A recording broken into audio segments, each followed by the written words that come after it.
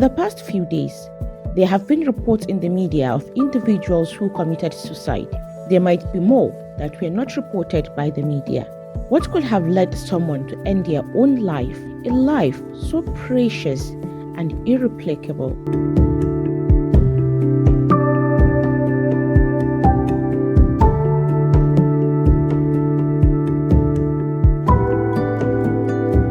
In the past few days, some cases of suicide have been reported by the media.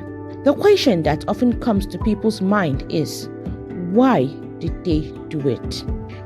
Are there any clear or warning signs that someone might be contemplating suicide? We speak with a mental health coach, Wejida Lagomahuta.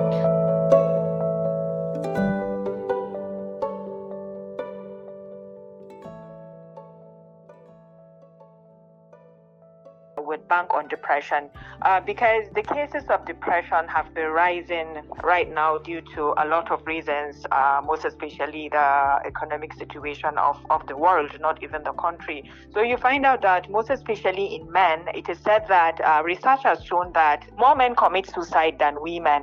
Why? You would ask why. It's because it's really due to the fact that a lot of men do not know or don't even like sharing their issues, don't even like sharing their problems. And due to our cultural beliefs that a man is not supposed to show his weakness. And women naturally are sharers. We are emotional beings. We can't hold on to a lot of things. So that sharing helps a lot. It helps our mental health, because when you have an issue, when something is disturbing you, you find a friend, or you talk to your mom or a friend or anyone. When you find a way to share, it relieves you. It relieves depression. It helps with mental health. But men do not have that. They don't have that. Like, people don't even listen to them. People don't even take them seriously. It's like a sign of weakness when a man expresses vulnerability, when a man expresses that something is wrong in his life. Men are taught to just shut up and swallow it. So that is why we see that the rate at which men commit suicide is higher than that of women.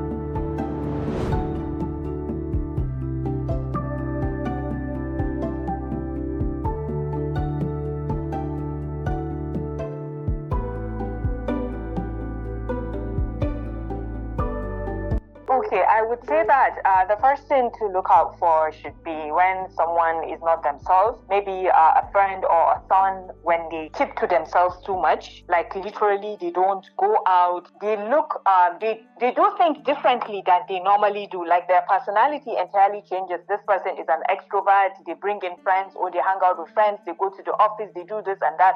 And then suddenly you realize that this person doesn't even want to leave their room. This person doesn't even they keep to themselves. They don't like going to the office, or they don't like going out. They don't want to go to school, depending on who we are dealing with. And then it also affects, I would say, eating habits. Some people that are depressed or mentally ill eat too much, like they overeat. And some begin to stay away from food. They don't eat. They stop eating. They stop going out. They become they sleep too much or sleep very little. But all we know, definitely we know that people that are depressed like being by themselves. They keep to themselves. When you go into their room, you see that it's dark. They don't like talking. They don't like discussing issues. Literally, this is something that you can easily see it. But then to people that are high functioning, especially for people that have businesses that they need to be there, for people that have a lot of load on their heads, especially family obligations and all that, they will be depressed, but then they will keep on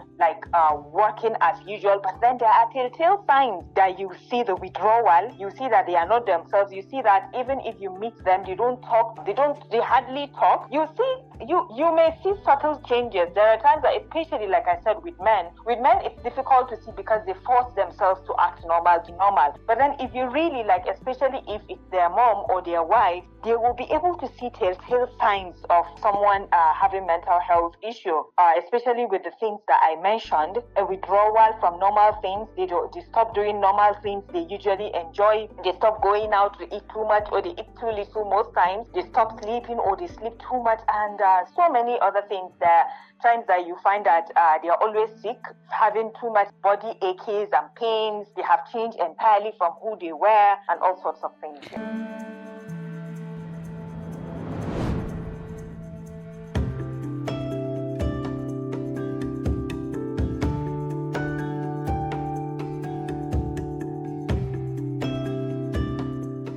you have a psychiatric center around you, just carry yourself to the psychiatric hospital. We're not saying that you're mad or anything. No, it is a mental health clinic. It's a mental health hospital. That is what they deal with. It is not that you're raving mad or anything. Walk into any hospital and ask to see this clinical psychologist. If you have any psychiatric center around you, like I said, go to the psychiatric hospital and ask to see the psychiatrist. Now, for someone, for loved ones and people who are close to this person and they notice these signs, as you've mentioned earlier, what can they do to support this person? The first thing they can do is for them to reach out to help them book to psychologist, like I said, or a psychiatrist. If they can't convince them to do that, if they are too old, they can reach out to any mental health professional. You can easily find them online. Talk to them, discuss with them. The professional is going to ask them a lot of questions and then they can pick up from there. But please don't let them. Just be there for them as you're going through this process. Be kind to them. Do not shout at them. Do not push them to